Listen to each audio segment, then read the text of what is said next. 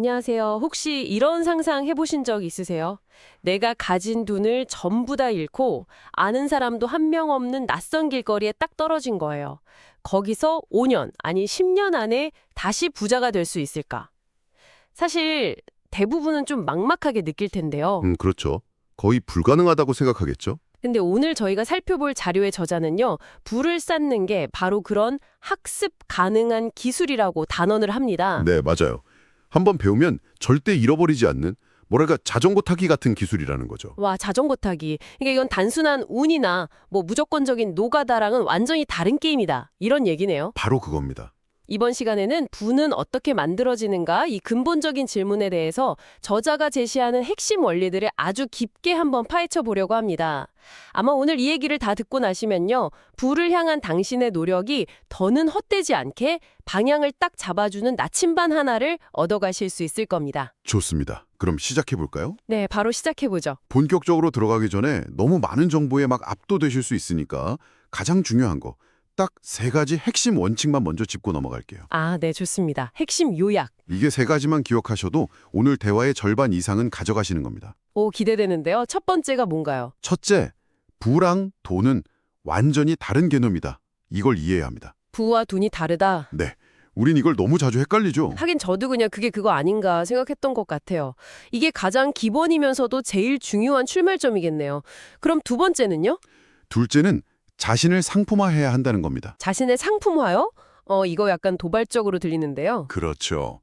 근데 이게 무슨 뜻이냐면 당신만이 가진 어떤 고유함 그리고 특화된 지식이라는 게 있거든요. 특화된 지식? 네, 그걸 찾아서 레버리지라는 도구를 써서 엄청나게 큰 규모로 확장시켜라 이런 의미입니다. 나 한 사람의 가치를 수천, 수만 명에게 전달하는 거죠. 아, 나만의 고유함을 규모의 경제로 만든다는 뜻이군요. 흥미롭네요. 그럼 마지막 세 번째 원칙은요? 셋째, 소유권, 그러니까 지분이 전부라는 사실입니다. 소유권. 네, 당신의 시간을 빌려주고 그 대가로 월급을 받는 방식으로는 절대 재정적 자유를 얻을 수가 없어요. 아, 반드시 사업의 일부, 즉 지분을 소유해야만 합니다. 당신의 시간이 아니라 당신의 가진 자본이나 자산이 당신을 위해 일하게 만들어야 한다는 거죠. 알겠습니다. 부와 돈의 구분, 자신을 상품화하기, 그리고 소유권 확보. 이 세 가지가 핵심이군요. 맞습니다. 근데 솔직히 이렇게 원칙만 들으면 약간 뜬구름 잡는 것처럼 좀 추상적으로 들릴 수도 있을 것 같아요. 맞아요. 그래서 이 원리들을 당신의 머릿속에 확실하게 딱 각인시켜줄 아주 직관적인 비유들을 준비했습니다. 오, 비유요? 좋습니다. 아마 이 비유를 듣고 나시면 절대 안 잊어버리실걸요? 좋습니다. 그럼 첫 번째 원리, 부와 돈의 차이점부터 시작해보죠. 이건 어떤 비유로 설명할 수 있을까요? 이건 영화 티켓하고 영화관의 차이로 생각하면 아주 쉬워요. 영화 티켓이랑 영화관. 네, 돈은 영화를 딱 한 번 볼 수 있는 티켓 같은 거예요. 한 번 쓰면 그냥 사라지죠. 아, 그렇죠. 사실 돈의 본질은 사회적 신용이거든요. 과거에 내가 사회에 기여한 것에 대한 일종의 빈문서 같은 거죠. 이 티켓으로 다른 사람의 시간이나 물건을 살 수 있고요. 아, 그러니까 돈은 가치를 교환하기 위한 그냥 일시적인 수단, 티켓 같은 거다. 그럼 부는 뭔가요? 부는 바로 그 영화관 자체입니다. 영화관 자체요. 네. 당신이 잠을 자거나 가족이랑 휴가를 가거나 심지어 아파서 누워있을 때도 계속해서 티켓을 팔고 있는 그 영화관 건물을 소유하는 것. 이게 바로 부예요. 와, 즉, 부는 내가 적극적으로 일하지 않는 동안에도 수입을 만들어내는 자산인 거죠. 뭐 공장이라든지 로봇 아니면 24시간 돌아가는 소프트웨어 같은 것들이요. 와, 그 비유 정말 명확하네요. 돈은 내가 써야 하는 티켓이고, 부는 그 티켓을 계속해서 찍어내는 시스템 그 자체. 정확합니다. 그럼 사람들이 왜 부자가 되기 어려울까요? 대부분 돈을 모으려고 하지 영화관에 치일 생각은 잘 안 하는 것 같아서요. 바로 그 지점이에요. 많은 사람들이 부자가 되려고 돈을 쫓아가잖아요. 네, 그렇죠. 근데 사실 그건 목표가 아니라 그냥 수단일 뿐이라는 거죠. 우리가 진짜로 가져야 하는 건 돈이 아니라 돈을 벌어들이는 자산, 즉 영화관이라는 걸 깨달아야 합니다. 아, 이게 바로 부의 창출에 대한 가장 근본적인 마인드셋의 전환입니다. 알겠습니다. 그럼 두 번째 원리, 자신을 상품화하라. 이건 어떤 비유가 있을까요? 이건 좀 더 복잡하게 들리거든요. 이건 나만의 비밀 레시피를 가진 셰프에 비유할 수 있어요. 비밀 레시피를 가진 셰프? 네, 상상해보세요. 세상에 아무도 따라할 수 없는 정말 기가 막힌 파스타 소스 레시피를 가진 셰프가 있어요. 이 독특한 레시피가 바로 자료에서 말하는 특화된 지식입니다. 특화된 지식? 학교에서 배우는 그런 지식이랑은 다른 건가요? 완전히 달라요. 특화된 지식은 정규 교육 과정으로는 배울 수가 없는 거예요. 아, 정말요? 네, 당신의 순수한 호기심이란 열정을 막 따라가다 보면 자연스럽게 얻게 되는 그런 지식이죠.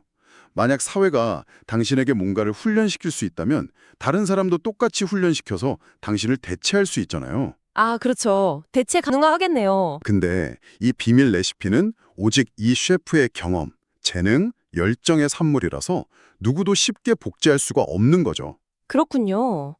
나만의 비밀 레시피를 찾는 게 먼저군요. 그런데 레시피만 있다고 해서 부자가 되는 건 아니잖아요. 정확합니다. 바로 그게 핵심이에요. 이 셰프가 그냥 자기 집 부엌에서 가족들한테만 이 파스타를 만들어준다면 그 가치는 아주 제한적이겠죠. 그렇죠. 여기서 레버리지가 등장합니다.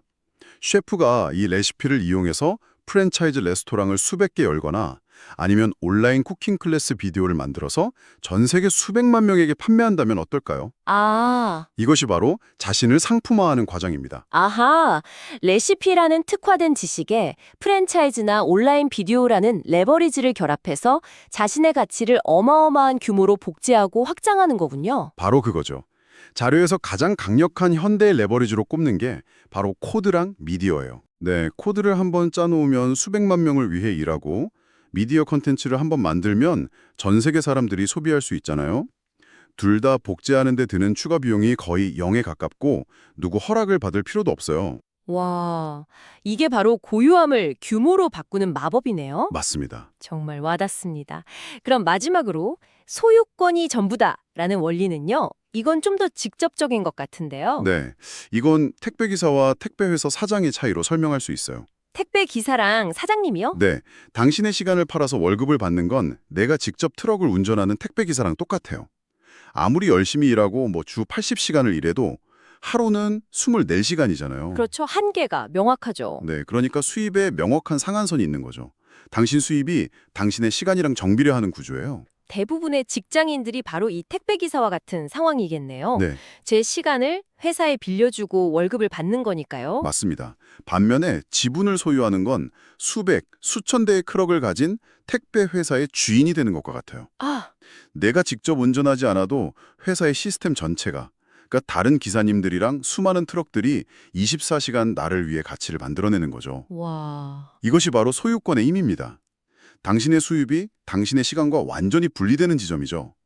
재정적 자유는 바로 여기서 시작됩니다. 결국 내 시간을 투입하지 않아도 돈이 들어오는 구조를 만들려면 반드시 그 시스템의 일부를 소유해야 한다는 거군요. 네, 그게 주식이든 사업체든 아니면 지적재산권이든 말이죠. 그렇군요. 그래서 다류는 월급만으로는 절대 부자가 될 수 없다고 아주 단호하게 말하는 거예요. 리스크를 감수하고 책임을 지는 대가로 주어지는 게 바로 지분, 즉 소유권이니까요. 좋습니다. 이 세 가지 비유 덕분에 원리들이 머릿속에 그림처럼 그려지는 것 같습니다. 다행이네요. 그럼 이 원리들을 우리가 평생 기억할 수 있도록 아주 짧고 강력한 한 줄 규칙 같은 걸로 요약해 볼 수 있을까요? 물론이죠. 첫 번째 원칙은 이렇게 요약할 수 있습니다. 시간을 팔지 말고 자산을 소유하라. 시간을 팔지 말고 자산을 소유하라. 네, 당신 수입이 당신의 시간 투입과 분리될 때 비로소 진짜 부가 시작된다는 걸 기억해야 합니다. 와, 이거 정말 가슴에 새겨야겠네요. 두 번째 규칙은요? 남들이 배울 수 없는 당신만의 것을 찾아라. 이게 바로 아까 말한 특화된 지식의 핵심이에요. 아, 나만의 비밀 레시피. 맞아요. 당신의 DNA, 당신의 독특한 경험, 그리고 당신의 열정이 만나는 지점에 그 답이 있습니다. 마지막 세 번째 규칙은 레버리지에 대한 것이겠군요. 네, 맞습니다. 한 번의 노력으로 수천, 수만 번의 효과를 내는 도구를 사용하라. 한 번의 노력으로 수천, 수만 번의 효과를. 네, 여기서 그 도구란 바로 코드와 미디어 같은 복제 비용이 거의 안 드는 레버리지를 말하는 거죠. 이 세 가지 규칙만 기억해도 부를 향한 잘못된 길로 빠질 확률을 크게 줄일 수 있습니다. 알겠습니다. 그런데 부에 대해서 얘기할 때 많은 분들이 오랫동안 믿어왔던 어떤 통념 때문에 헷갈려하는 지점들이 좀 있는 것 같아요. 아, 있죠. 많죠. 오늘 살펴본 자료를 바탕으로 가장 흔한 오해 두 가지를 좀 바로잡아 보면 좋을 것 같아요. 첫 번째 오해가 바로 이거죠. 무조건 열심히 일하면 부자가 될 수 있다. 아, 이거 정말 가장 크고 위험한 착각입니다. 그런가요? 네. 자료에서도 아주 명확하게 지적하는데요. 레스토랑에서 주 100시간씩 접시를 닦는다고 부자가 되는 게 아니라고요. 아, 그건 그냥 정말 힘든 노동일 뿐이라는 거죠. 중요한 건 얼마나 열심히가 아니라 무엇을, 누구와 함께, 그리고 언제 하느냐입니다. 그러니까 노력의 양보다 방향이 압도적으로 중요하다. 이 말씀이시네요? 정확합니다. 하지만 많은 사람들이 열심히 일하는 것 자체에서 어떤 위안을 얻기도 하잖아요. 땀 흘리는 모습이 미덕처럼 여겨지기도 하고요. 물론 성실함은 중요하죠. 하지만 부의 관점에서 보면 방향 설정이 잘못된 노력은 그냥 에너지 소모에 불과해요. 아, 자료에서는 부를 쌓는 게 힘든 노력을 막 갈아놓는 것보다 이해하는 게 훨씬 더 중요하다고 강조합니다. 먼저 무엇에 집중해야 할지 알아내는 게 무작정 쏟아붓는 것보다 우선이라는 거죠. 방향이 잘못되면 속도는 아무 의미가 없으니까요. 맞아요. 올바른 방향으로 가면 오히려 열심히 일하지 않아도 될 수 있어요. 시스템이 나를 대신해서 일해주니까요. 방향이 속도보다 중요하다. 정말 중요한 지점이네요. 자, 그럼 두 번째 오해로 넘어가 보죠. 이것도 많은 분들이 그럴 거라고 생각하는 건데, 부자가 되려면 경영학 수업, MBA 같은 거 듣고 비즈니스 잡지를 열심히 읽어야 한다. 이 생각이요. 아, 이 부분 정말 흥미로운데요. 자료는 오히려 정반대의 이야기를 합니다. 정반대요? 네, 비즈니스라는 단일 기술은 세상에 없다고 단언해요. 심지어 경영학 수업이나 비즈니스 잡지를 의도적으로 피하라고까지 조언합니다. 잠깐만요. 비즈니스로 부자가 되려는데 비즈니스 스쿨을 피하라니. 이건 정말 상식에 반하는 조언처럼 들리는데요. 왜 그런 거죠? 그렇죠. 좀 이상하게 들리죠. 네. 그런 기관들이 오히려 시대에 뒤떨어진 모델을 가르치기 때문인가요? 아니면 다른 이유가 있나요? 아주 좋은 질문입니다. 자료의 관점은 이래요. 경영학 수업이나 비즈니스 잡지는 부의 창출에 대한 표면적인 언어나 최신 유행을 가르친다는 거예요. 표면적인 언어요? 네. 예를 들어서 시너지, 핵심 역량 이런 유행어들 있잖아요. 아, 네네. 많이 들어봤어요. 근데 이런 건 본질이 아니라는 거죠. 부의 창출은 그런 피상적인 트렌드를 좇는 게 아니라 시간을 초월하는 더 근본적인 원리를 이해하는 것에서 시작되거든요. 아, 그러니까 겉핥기식 전술이 아니라 변하지 않는 근본 원리를 파고들라는 거군요. 그럼 그 근본 원리를 배우려면 뭘 공부해야 하나요? 자료에서 추천하는 건 아주 기초적인 학문들이에요.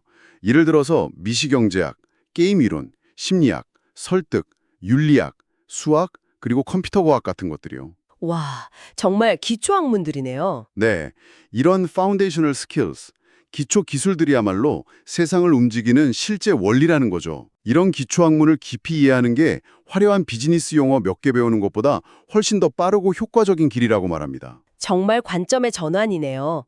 얕은 비즈니스 지식 대신에 인간과 시스템에 대한 깊은 이해를 추구하라. 그렇습니다. 진짜 부를 만드는 사람들은 트렌드를 따라가는 사람들이 아니라 이런 근본 원리를 꿰뚫고 새로운 트렌드를 만들어내는 사람들이니까요.